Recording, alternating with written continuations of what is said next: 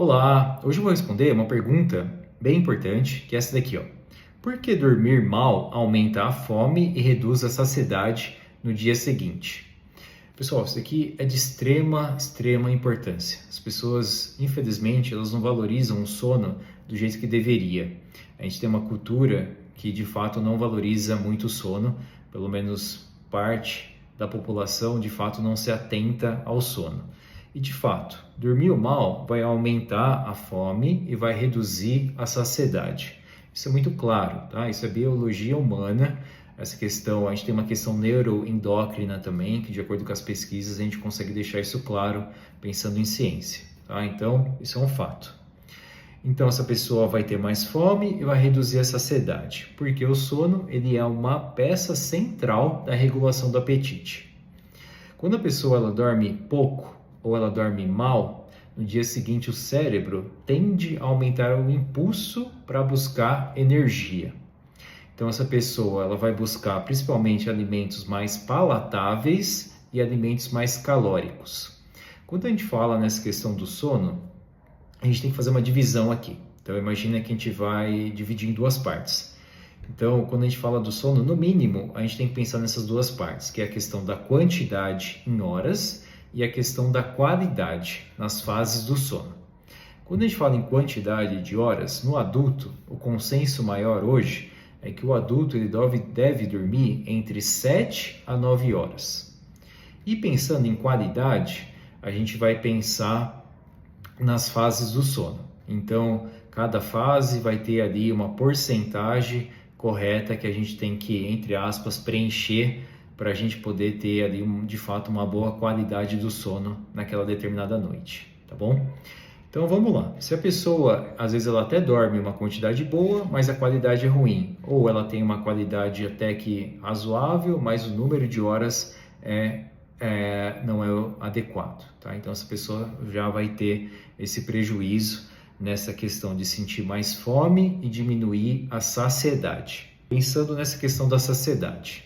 Então, ao mesmo tempo, há uma piora na percepção da saciedade e maior fadiga, mais impulsividade alimentar e pior controle sobre as escolhas. Então, a pessoa dormiu mal, ela vai querer comer mais, ela começa a comer e ela não sente que é suficiente, então reduz a saciedade. Ela tende a buscar por alimentos palatáveis, no mínimo, tá? Imagine que os alimentos palatáveis são os alimentos mais saborosos, né? Pensando na indústria, a indústria tenta fazer o que a gente chama de alimentos hiperpalatáveis, que são aqueles alimentos que são muito saborosos. Então, tem essa questão dos alimentos palatáveis / hiperpalatáveis e calóricos. Ou seja, esse paciente, ele não tem só um cansaço, é uma alteração neuroendócrina e metabólica real, que favorece comer mais e regular pior o apetite. Então imagina que essa pessoa ela acorda e costuma ter aquela ingesta, vamos pegar um pão francês mais 2 ovos mexidos. Café da manhã, que é o rotineiro, já não vai funcionar.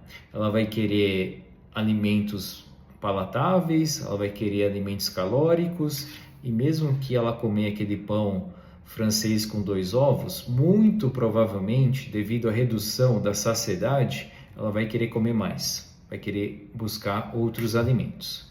Isso tem essa questão neuroendócrina a partir de 2 hormônios, principalmente, que a gente chama de grelina e leptina. Esses hormônios eles têm uma grande influência a partir do sono, tá? Então a pessoa dormiu bem, ela consegue ter uma concentração adequada da leptina e da grelina. A pessoa dormiu mal, ela vai ter uma queda da concentração da leptina e tende a ter um aumento da concentração da grelina. Que isso vai acarretar, pensando lá no nosso cérebro, no sistema nervoso central, na região do hipotálamo.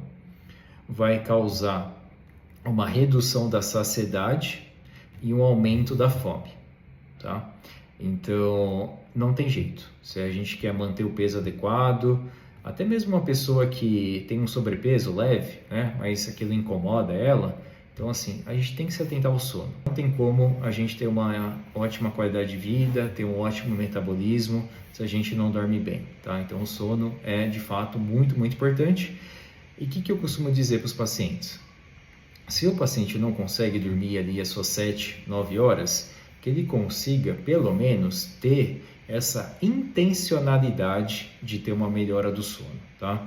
Então, poxa, eu consigo dormir 5 horas, eu tenho 5 horas para ir para a cama e dormir, ok, não é o adequado. No entanto, se naquelas 5 horas você tiver uma intencionalidade de buscar dormir bem, de fato, já vai ajudar bastante, tá? É o ideal? Não é, mas ajuda, tá legal?